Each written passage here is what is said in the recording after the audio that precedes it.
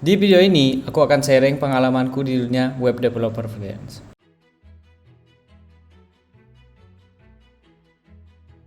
Aku udah menjadi freelancer kurang lebih ya 3 tahunan. Berawal dari ambil proyek kecil ya lumayan besar, sampai ya lumayan juga besar. Nah itu nggak hanya di codingan aja, tapi juga di video editing juga.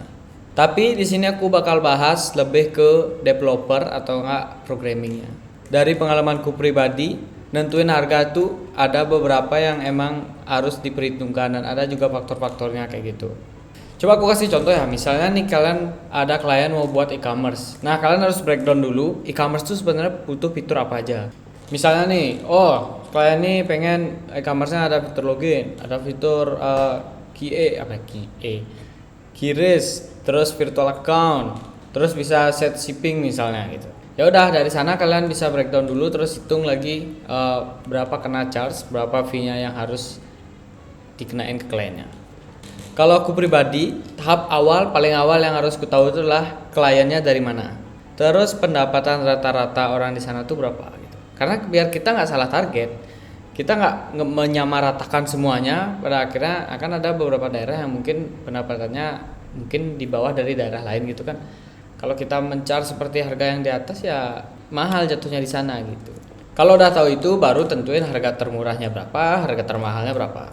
Misal semua riset udah nih, baru bisa aku tentuin fitur pembayarannya mungkin aku charge harganya berapa 4 juta misalnya. Terus buat CMS misalnya nih ya biar bisa ngupload produk kan, nah aku charge berapa nih misalnya 2 juta. Landing page karena nggak terlalu sulit juga 500.000 gitu misalnya ya. Tapi ingat juga ya, tambah domain tambah hosting tuh ya sejuta lah, itu udah paling basic tuh sejuta. Jadi total kurang lebih 6,5 juta lah, itu pun ya lumayan basic gitu kan, webnya nggak yang gede-gede banget, dan itu pun targetednya ya Indonesia, maksudnya ya orang-orang personal gitu. Nah itu gambaran kasarnya ya kan, kita cuma nentuin aja, ini segini, ini 4 juta, ini 2 juta, itu kan gambaran kasarnya aja. Tapi gimana caranya nentuin itu? Ya balik lagi ke tingkat kesulitannya yang kalian rasain.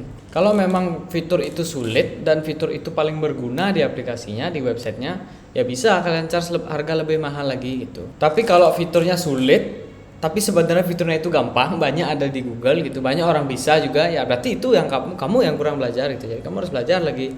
Makanya ya kalau fiturnya sulit dibuat sama banyak orang tapi kalian bisa, itu kalian bisa charge harga mahal. Kalau semua orang bisa tapi kalian nggak bisa, itu artinya kalian perlu belajar. Simple. Dan ingat ya, harus riset juga ya fitur itu seberapa penting buat websitenya. Kalau emang fiturnya nggak terlalu penting buat websitenya, kalian charge harga mahal, kliennya pasti kabur.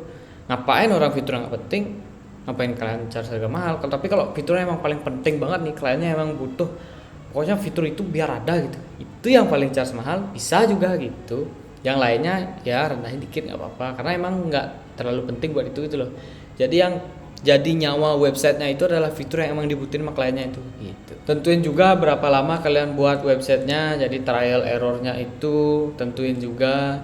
Terus debugging juga tentuin, berapa jam kalian kerja sehari itu tentuin juga, itu biar jadi patokan, biar kalian nggak rugi juga. Kalian kerja capek-capek tapi dibayar murah, itu kan ngapain. Itu biasanya yang aku jadiin pertimbangan. Nah mungkin beberapa ada yang beda juga, tapi ya silakan. Ya mungkin ada beberapa yang udah senior gitu, lebih dari aku gitu, jadi kalau ada masukan silakan di komen.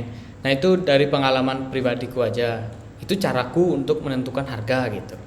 Kalau emang ada yang lainnya silakan. Coba aku rangkum ya. Jadi pertama itu fitur-fitur dari website, kedua itu bayar persona ya, asal pendapatan rata-rata lah untuk personal atau untuk bisnis. Nah, personal atau bisnis itu beda sebenarnya harganya juga.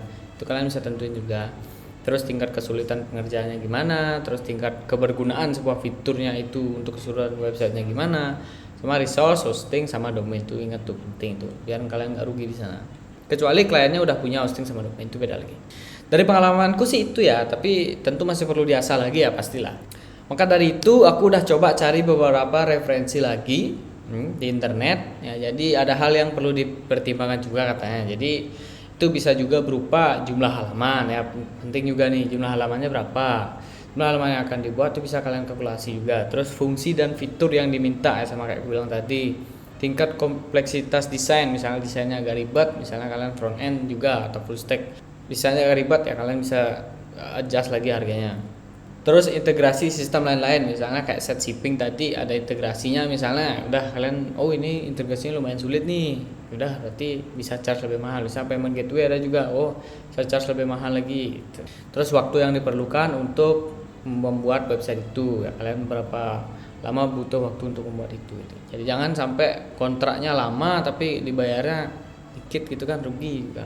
Kurang lebih sama ya kayak apa yang aku bilang di atas dari referensi yang aku cari. Tapi penting juga untuk nggak netepin harga terlalu rendah karena bisa ngerusak citra dan ngurangin kualitasnya. Jadi bayangin kalian dibayar rendah, kalian pasti buatnya kayak aduh males. Tapi kalau kalian dibayar tinggi pasti semangat buatnya dan kualitasnya pun pasti bagus, 80% pasti bagus gitu.